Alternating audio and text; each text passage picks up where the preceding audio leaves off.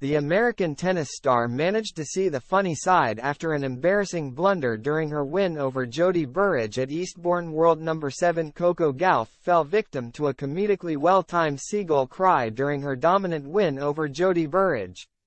In her final warm-up before Wimbledon, the American world number 7 managed to reach the quarter-finals of the Eastbourne International, but it wasn't the final score that will stick in fans' minds.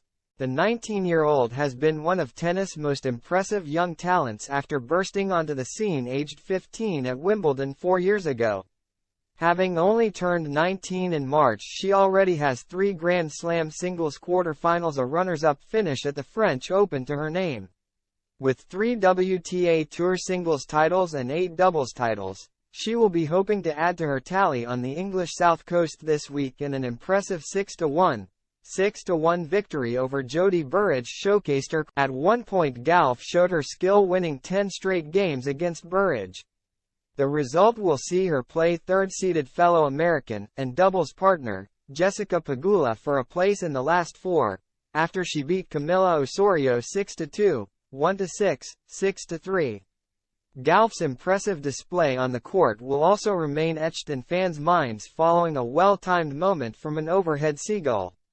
Gauff threw the ball up for a serve, however slightly misjudged the timing. The American was then briefly unable to catch the ball, which was met by a screeching laugh from the bird in attendance. Much to the crowd's delight, a ripple of laughter came out, which included Gauff, who gave a smile and saw the funny side. The commentator, picking up on the sound, said, "Sounds like that seagull has found something very funny indeed." Play was quickly resumed as Gauff then hit the net from her serve.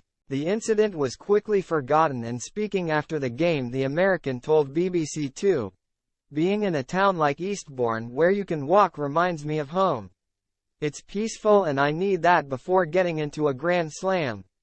It won't be long before the 19-year-old takes to the court again. Wednesday will see Gauff lock horns with Pegula in the last 8. The duo are used to being on the same side, and are already through to the doubles semi-finals in Eastbourne, and reached the final of last year's women's doubles at the French Open.